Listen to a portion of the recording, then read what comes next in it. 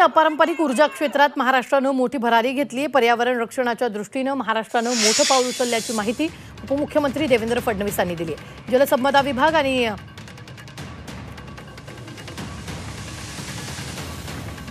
यांच्यात सामंजस्य करार झाल्याची माहिती फडणवीस यांनी यावेळी दिली आहे। 15,100 मेगावॅट वीज निर्मितीसाठी हा करार करण्यात आला असून 82,299 कोटींची गुंतवणूक करण्यात येणार आहे, तर 18,440 जणांना याद्वारे रोजगार मिळणार आहे। आतापर्यंत एकूण 55,970 मेगावॅट वीज निर्मितीसाठी करार करण्यात आल्याची माहिती फडणवीस यांनी दिली आहे। एकूण 3 लाख कोटींची गुंतवणूक असून 90,390 जणांना रोजगार मिळणार असल्याचं फडणवीस यांनी यावेळी सांगितलेलं आहे। ही मोठी बातमी आपण आत्ताच्या क्षणाची पाहतोय। अपारंपरिक ऊर्जा क्षेत्रात महाराष्ट्रानं भरारी घेतलेली आहे, तर यावेळी जलसंपदा विभागासोबत 3 मोठे करार झाल्याचं फडणवीस यांनी म्हटलेलं आहे।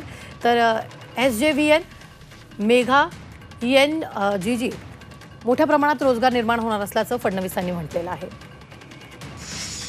PSPच्या क्षेत्रामध्ये, पंप स्टोरेज स्कीमच्या क्षेत्रामध्ये आज महत्त्वाचे MOUs हे महाराष्ट्र सरकारने साईन केले आहेत। याच्यामध्ये जवळपास 15,000 मेगावॅट वीज निर्मितीकरता हे MOUs आहेत।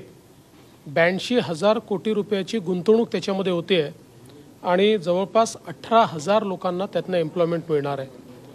आणि आता 3 ब्रँचेसमध्ये आम्ही हे MOUs जे साईन केले, एकट्या PSPच्या क्षेत्रामध्ये महाराष्ट्राने जे काही MOUs या ठिकाणी साईन केलेले आहेत त्यातनं 56,000 मेगावॅट वीज क्लीन एनर्जी, ग्रीन एनर्जी ही महाराष्ट्राला मिळणार आहे।